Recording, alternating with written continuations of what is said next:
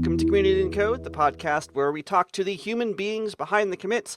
I am here today with Dee Teal. She is a project manager. She has been in the WordPress ecosystem for a long time, but not now. And you are one of the mentors involved in WP Includes, which we can talk about. Awesome. I'll let you introduce yourself more fully, but welcome to the show, Dee. Thank you, Chris. It's lovely to be here. Yeah. Hi, folks. I'm Dee. I am coming at you live from, well, not live probably, from Melbourne, Australia. I'm a New Zealander who's now lived in Australia almost longer than they ever lived in New Zealand. And I love the WordPress community. As Chris said, I'm no longer actually actively working in it, though, to be fair. I've just landed a client that has WordPress. But I have stayed very close to it, largely because most of my friends are still there. So, and you never know, maybe one day I'll be back. So I'm keeping close just to make sure. So I think the question that everyone is definitely dying to hear the answer to is, what is the difference between a New Zealander and an Australian? Oh man, that is a fraught question. I know, and that's why I brought it here. You might as well ask what's the difference between a Canadian and American. Ooh, yeah, okay.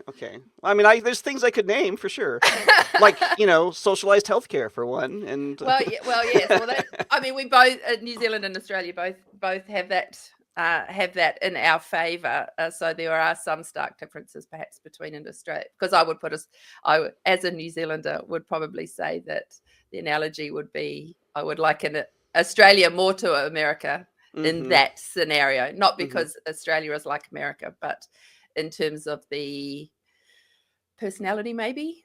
I'm going to get so much flack for saying these things. I'm sure there are no Australians that listen to this show. Or no and I guess it's similar to the relationship you see, that kind of big brother, or not even big brother, but that sibling type rivalry. I mean, New Zealand is a rugby union loving nation. The kind of everybody in New Zealand lives and breathes what goes on in the rugby and very little else. And I think our attitude is that we will support New Zealand above all, and then any other country playing Australia, So, so that's kind of a little bit indicative of how people feel. So we know each other from a long time ago when we both worked at Human Made, which is a WordPress agency, and we worked together a lot in that context. I mean, I have always really enjoyed the few opportunities that we have had to see each other in person, because it's quite a distance between where you live and where I live, and where things are often sort of organized and people gather. Yeah. But there have been a few occasions. Most recently, though, we were both in Ottawa for WordCamp Canada. That's true. Talk about the talk that you gave at WordCamp Canada. So I am very, very interested in the dynamics and relationships about people working together. So I'm going to struggle, actually. I should have actually pulled it up, because I'm going to struggle to remember the title. It's kind of a convoluted title, but it was talking about the algorithms that humans bring to the workplace. Less so than the algorithms that we cultural most commonly cultural algorithms. Yeah, the hidden innovation multiplier, I think, was what the rest of that something very pretentious was. Well, it is really pretentious, and it was sneaky, because I read the brief from the organizers to say this is what we wanted to talk about, and I couldn't see because innovation was a primary driver, right, of the conversations that they were wanting to have. And so this was a carefully crafted title to cut through the selection process, and it worked.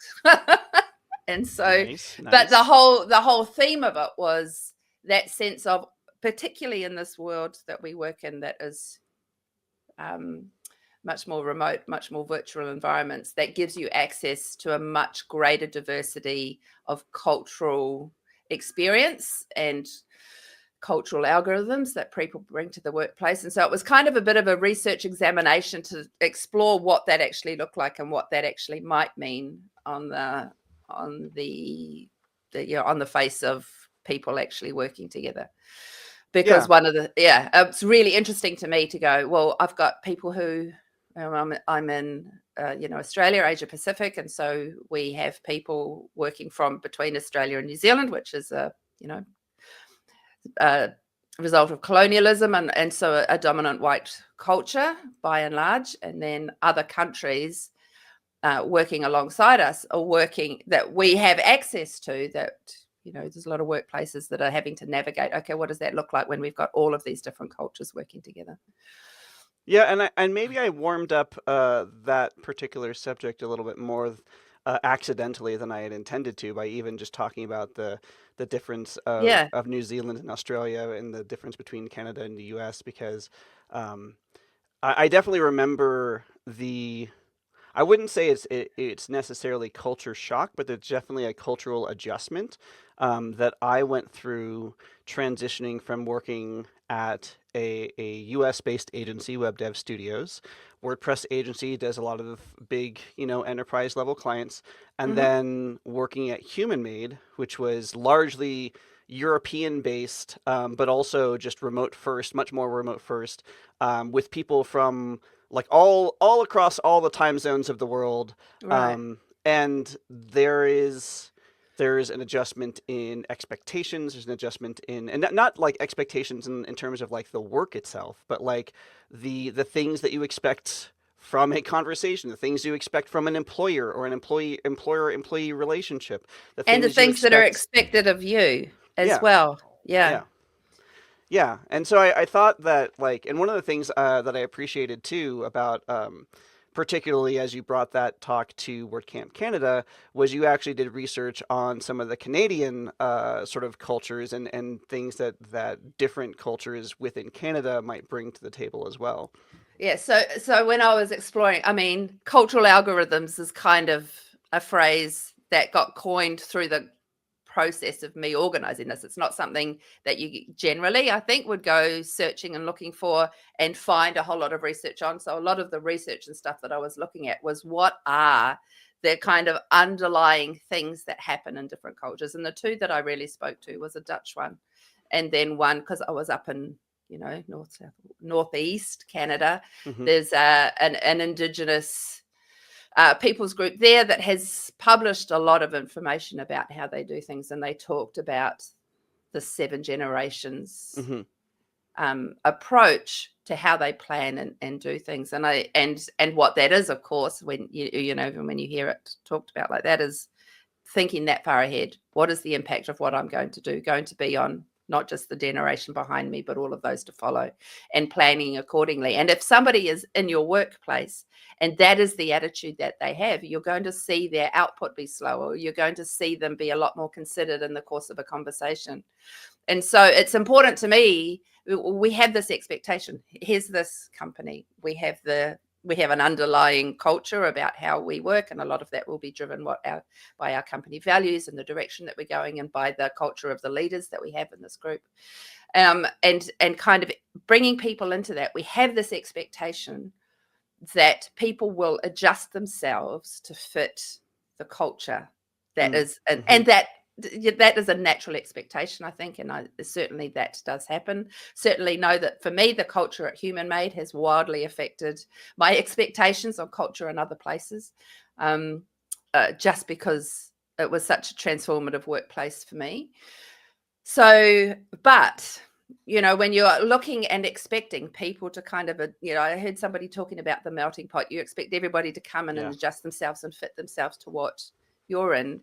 You lose some of the richness and some of the opportunities for innovation that um, having some different perspectives and different approaches might actually bring. And so some of the things that I talked about was, when you explore, here are some ways to recognize or examine kind of the different cultures that are in your workplace.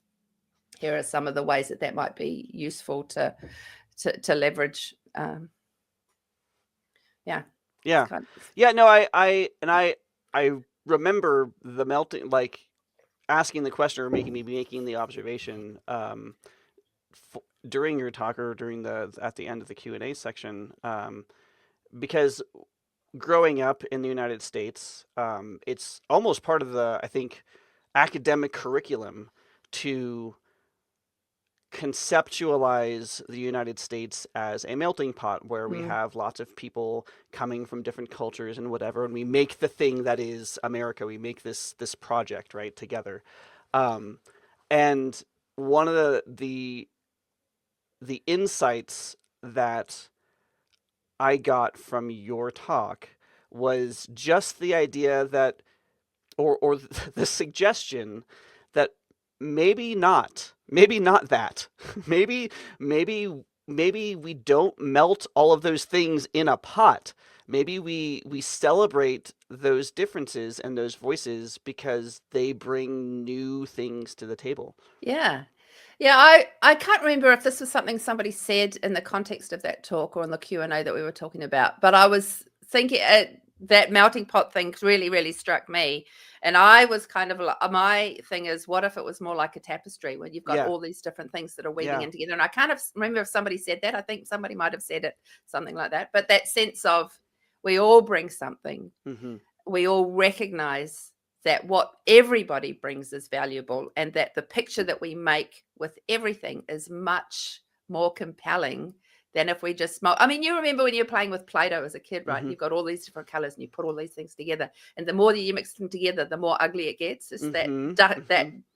yucky Just the brown. weird brown. Yeah. Yeah, and it's like, but when there is that separation, but they are all part of something that's a whole, the sculpture or whatever it is that you're making, it's so much more dynamic and interesting and bright and valuable than because everybody still has those pieces that are uniquely them.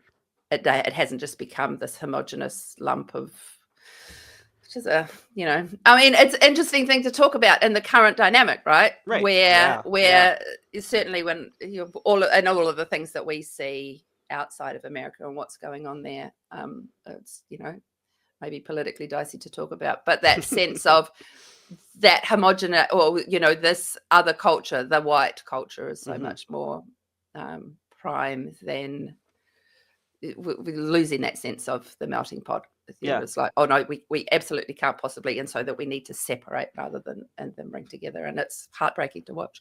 And now I'm visualizing this idea, this concept of the United States as a melting pot, as a ugly lump of brown clay. I'm so sorry. It wasn't real. It wasn't my intention at all.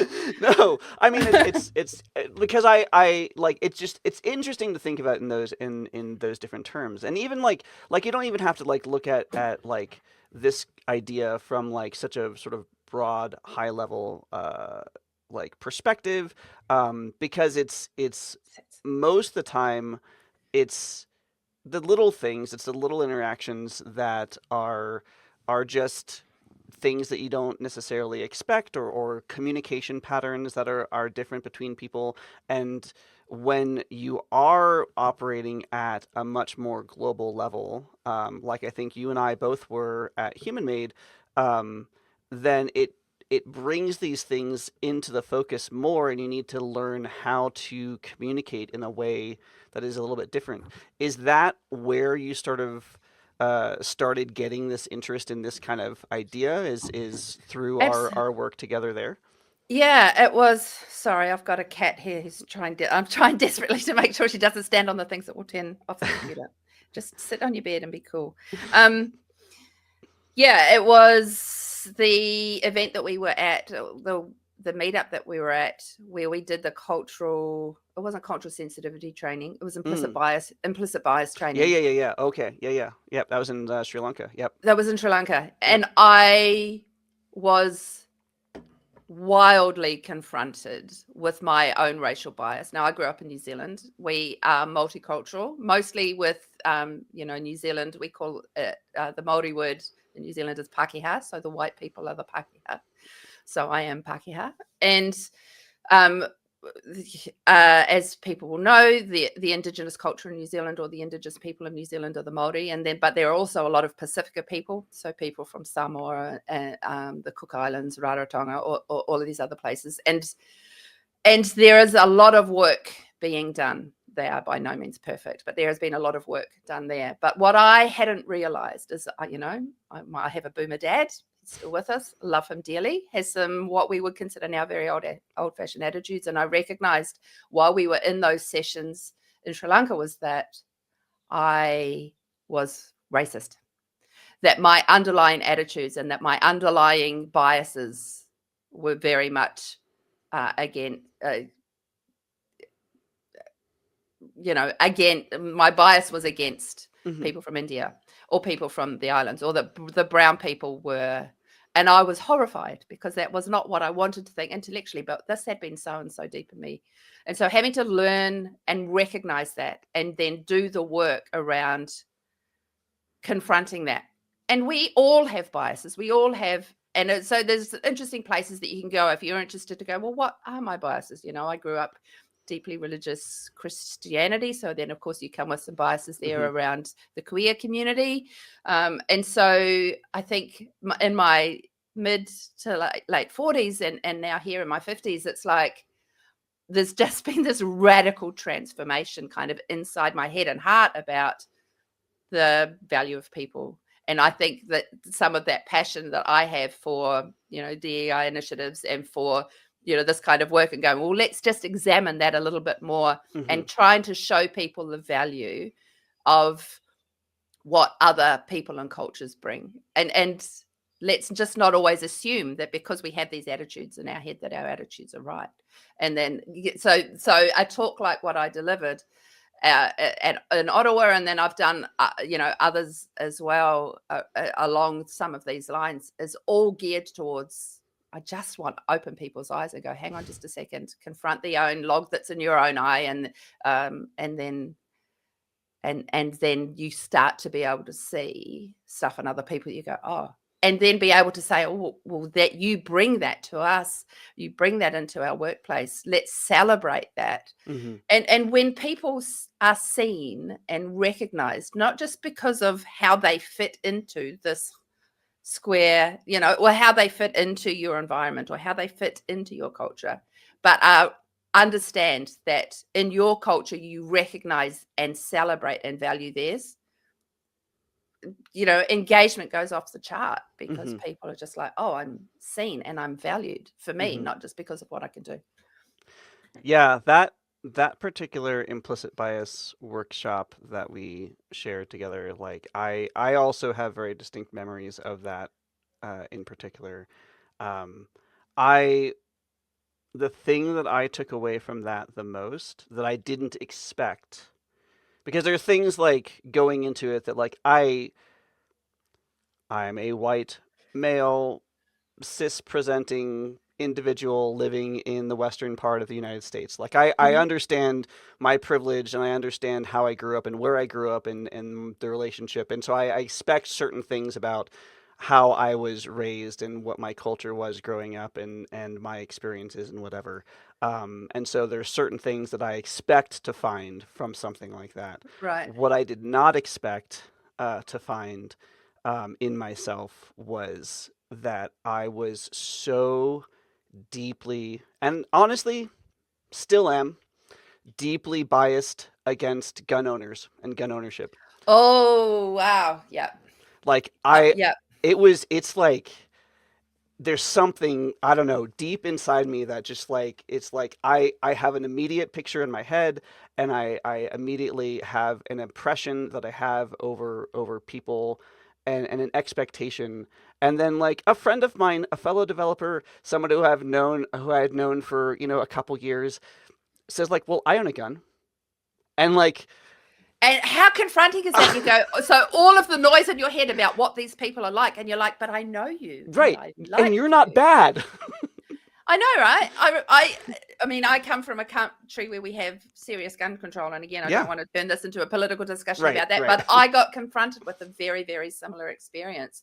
Beautiful people that I was staying with, and I still have this picture of him walking up the stairs with his handgun in his hand. And I'm like, I had no idea, but Mhm. because I would just come from a place where you would never expect that. But yes, I completely understand, and and resonate with that sense of, oh, I have these expectations about what a person is going to be like based on Mhm. insert your bias Mhm. here, and it's confronting to actually have those realize, oh, hang on just a second, that is not a true picture of what people are really like. Yeah. I think I had some interesting conversations because I did that talk and I flew from there back to Vancouver, and I was hanging out with friends, again, former human made colleagues actually, who are from India. Mhm. And I was spending some time with them, and I was kind of unpacking the talk and what I'd come away from. I also heard Jill Binder's talk, which was also really, Mhm. really touched on this as well. Yep. And I came away going, oh, Jill's was really impactful for me, and I was critiquing my own work against what Jill had delivered. Not necessarily negatively, but it was like, okay, so I would change this and I would go, so I was kind Right. of Yeah. critiquing myself. But I sat down with these friends and I was talking to them, and I said, can we have some real discussions about this, because now I have an opportunity. And they were Mhm. open to talking about their experience. And it was funny actually, because we talked about that event and that bias training that we Mhm. did, and I said, how was that experience from you? And they like, we didn't learn anything, because this is the stuff that they see all the time. But it was interesting for them to see the white people in the room go, and actually start to get a sense, because I know that they had challenges even in this, Yeah. beautifully accepting workplace of that we were in. But again, actually watching everybody start to come to grips with that.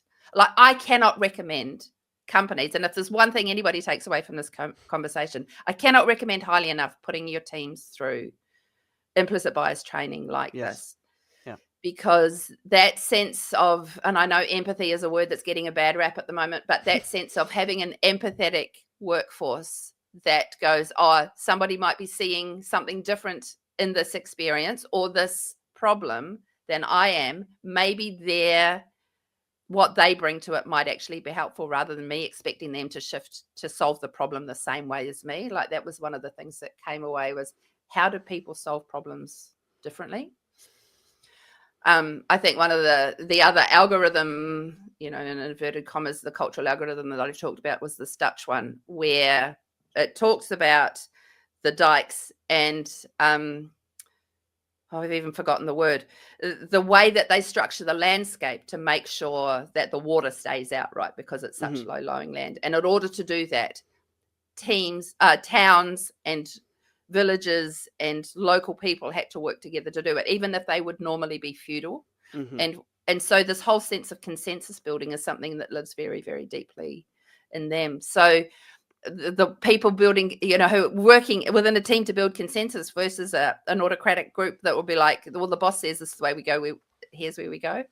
Like, there's so much richness in all of the things that people bring to the work, and being able to see that and have your team be able to see that and be able to leverage that. It's so powerful. Yeah. I just want everybody to do it. I want Yeah. my No. workplace to do it.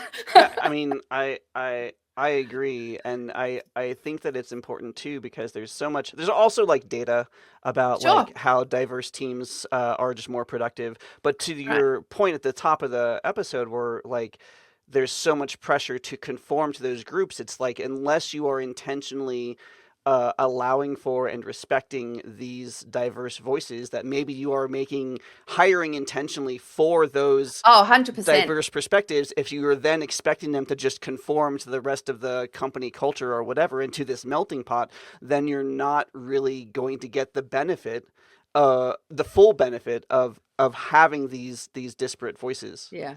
Well, it's hiring for skill. There's the people like, or can they do the skills? And hiring for cultural fit. What is Hmm. and there are a lot you Cultural can fit read. generally just means you're hiring to be a homogenous Exactly community. that. Yeah. Exactly that. I mean, I think I understand there's efficiency or a perceived efficiency of, well, if we've got people, we know we can just drop them right in. They're going to be able to do the work immediately. They're going to be able to, just kind of fit in and go with the flow. there's an efficiency to that, right? They just hit the ground running. We can get more output more quickly.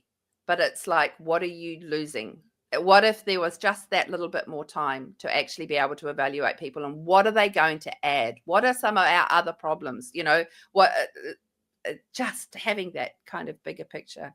But we live in a culture generally, in this kind of work culture, where we need to be efficient. We need to be able to, there's this constant pressure to save on time, be more billable, all those kinds of things. And so efficiency, I think, is what probably drives a lot of that. Yeah. Switching gears a little bit, Sure. you're also involved in WP Includes. I am. For anyone who doesn't know, which might be a lot of people who are listening to this or watching this, what is WP Includes? WP Includes, which you can find at wpincludes.me, is a mentoring initiative that is geared towards pairing women leaders with women who want to be in leadership in WordPress companies. So there's, if anybody saw Siobhan McCune and I talk at WordCamp Europe in Torino, we did a kind of Q&A conversation around the results of a survey that we did to see how many women are in leadership, particularly in the C-suite, in WordPress companies.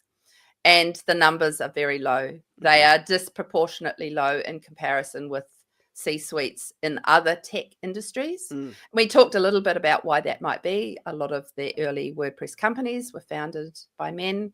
And we see a lot of those leaders are still leading, these large WordPress companies. What it was WordPress now 20 years or 15 years later, just as those companies have grown.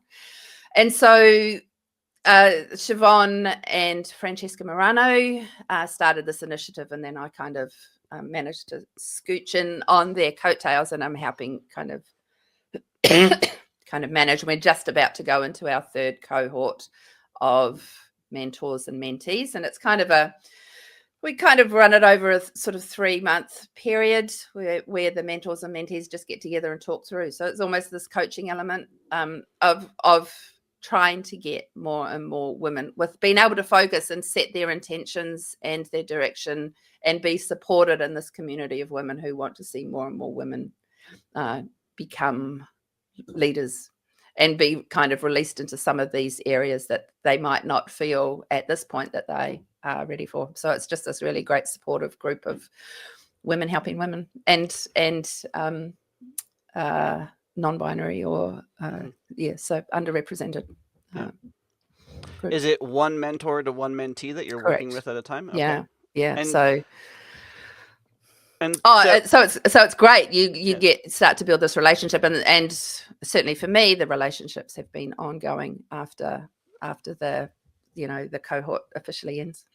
Yeah, I talk a little bit more about that, because from what I have heard, the process of, or the act of mentoring or being mentored, like it's really not, it's not a top down thing. It's really sort of a collaboration, and each person learns Right. from the experience. What has that experience been like for you? I have loved it.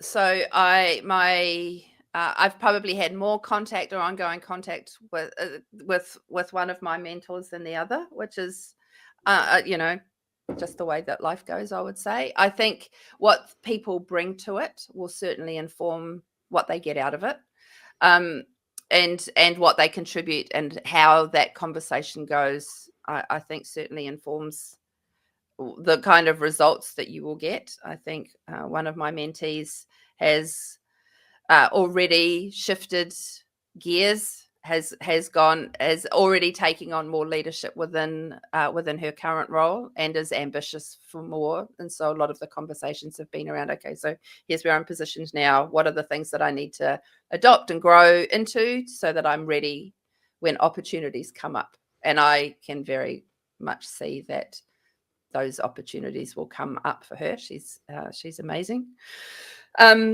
but for me personally, I think one of the things that I learned when I was in leading the project managers at Human Made for a while there, or managing the project managers, the actually like the stuff that sets me on fire is that sense of coaching, of helping people see what they already know and Mhm. understand in themselves and releasing that, and then seeing them kind of be able to fight the imposter really and gain that confidence that, oh, there's nothing actually stopping me from going into greater leadership here. It's my brain, or it's my attitude, or it's this imposter that's, and being able to just kind of pull back that curtain. And it's all just a case of asking the questions that help them see that it's like, oh, that's so good.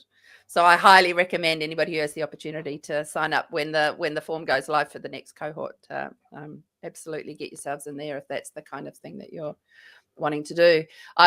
We do a survey of the mentors afterwards, and do you want to do this again? And it's usually pretty much a resounding yes, because I think the mentors get as much out of it as well, not just because we really want to see this community see that balance shift in a positive direction, but also because it's such a great experience to see people that you've had input into start to see their value and start to get excited about opportunities and start to take opportunities. I saw a thing recently, you referencing imposter syndrome Mm-hmm. made me remember this thing that I saw recently that was talking about how the concept of imposter syndrome originates from something that came during like women's liberation movements and things where like women were starting to get more voice, more power in various circles, as because like the dominant male culture was basically like finding reasons for those things to not be true or something. And so it comes out, it has this like quasi scientific medical sort of sounding name, sounds like a problem, but it has these roots in like the feminist movement really, which I thought was really interesting and not something that I had encountered before. So were they saying that the roots were in pushback against the feminist movement? Yes. Yeah, Yes. Yeah. I'm not surprised. Right, for sure. Right. Yeah. Yeah. But Yeah, like but it's interesting that like women go, oh, I just have this terrible problem with imposter syndrome, but without actually going, oh, I really want to use a word that I shouldn't use here, so I'm talking myself out of it. But without going, it's the patriarchy that's mhm, actually put this problem in my head at the moment, and actually going, right. hang on, let me just see, this is actually a non-problem because this is something that's imposed externally. It's not, Yes. and so that you actually have to talk yourself around and away from that sense of that voice in your head, which is that we call the imposter. And it's like, hang Yeah. on, this is societal expectations that have been placed on me. This is absolutely nothing to do with, you know, I belong here, because that's what the imposter's saying all the time is like, oh, Mhm. you're not quite ready, or you're not, and it's like actually you do, and you are, Yeah. and Well, lean into that rather than the other. and I mean, again, like I last I checked am cis white male, but I've also experienced imposter syndrome, but the idea that like that experience, like I don't know that I even would have considered Mm, that my experience of imposter syndrome would be distinctly different and like separate from your experience of imposter mm, syndrome, just because of like what gender. imposter means Yeah. to me Yeah. based on my privilege and all of the things that go along with Yeah. what this is Yeah. different than all of the same things for you. Yeah. It's such an interesting, oh, I mean, there are so many avenues to explore in all of these areas, right? It's like, we've talked about culture and race, and we've talked about um, gender, and that, but this, okay, where are you going? Okay. Okay, just don't stand on the keyboard. Thank you very much.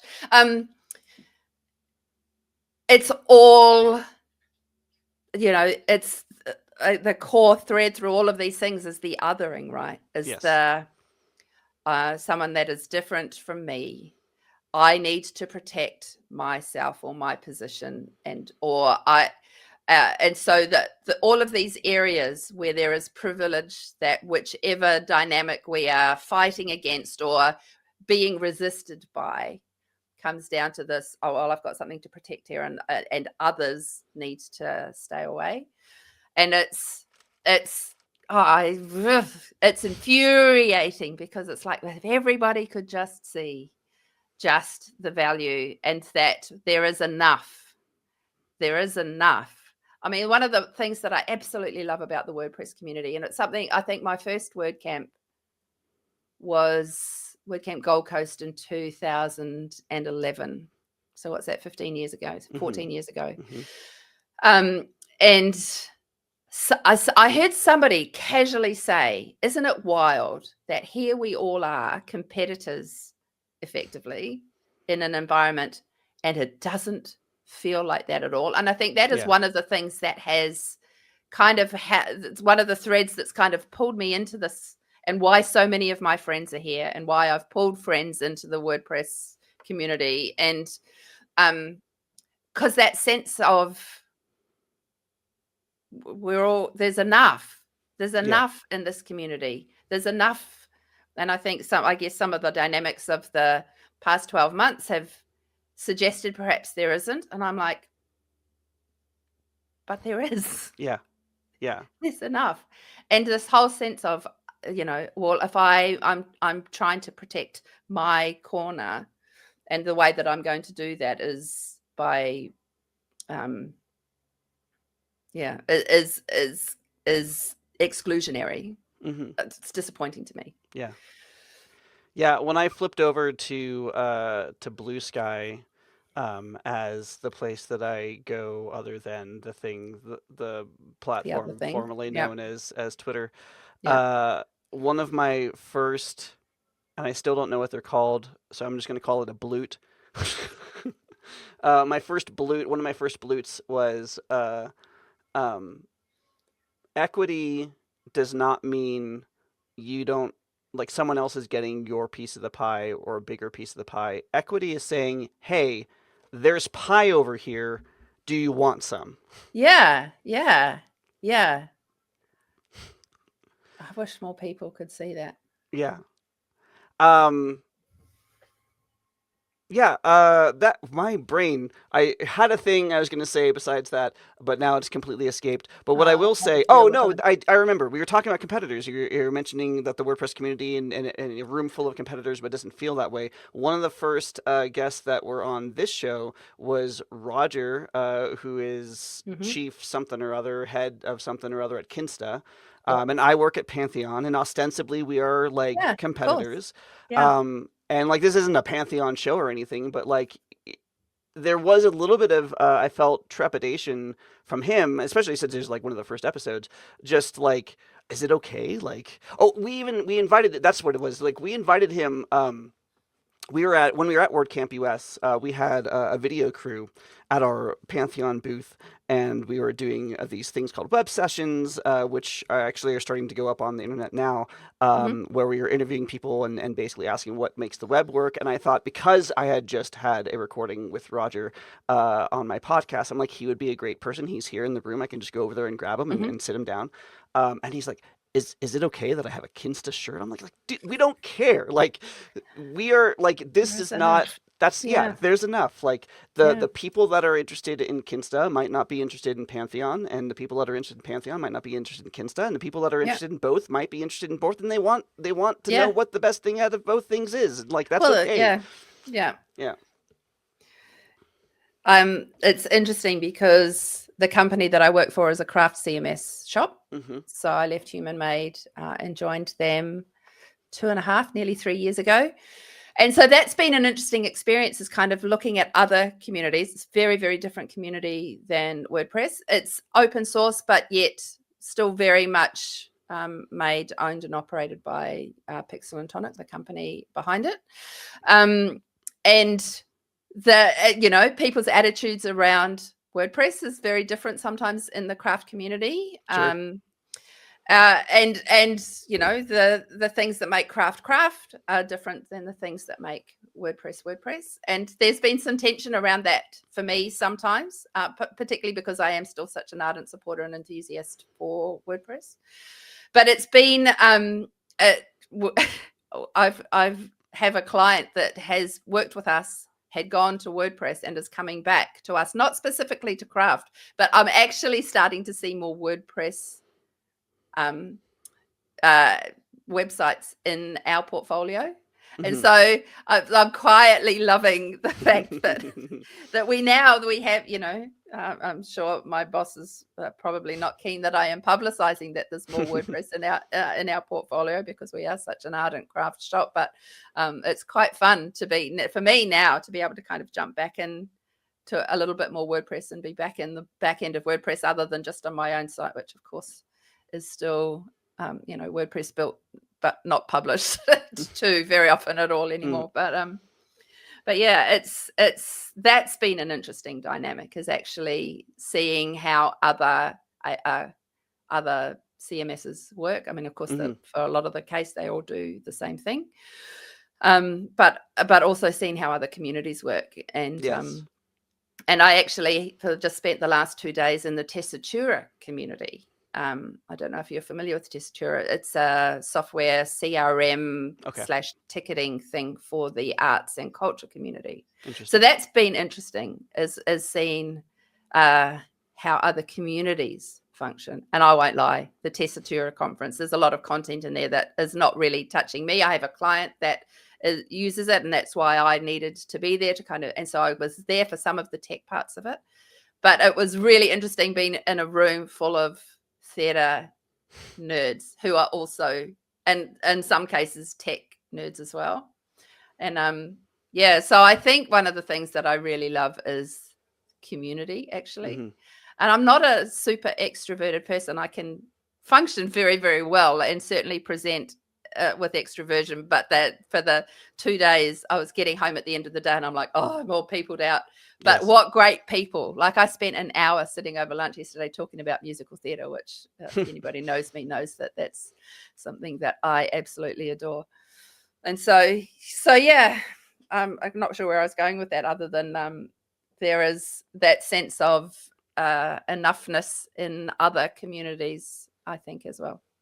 Yeah, I went to my first Drupal con this year, and then Awesome. I went to my first Drupal camp this year as well. I What's went the to Drupal. difference? Well, I'll tell you. Drupal con is the big event. So there's Right. Drupal con in Atlanta. The tickets were like $1,000 a head. Yeah. It's the big industry event.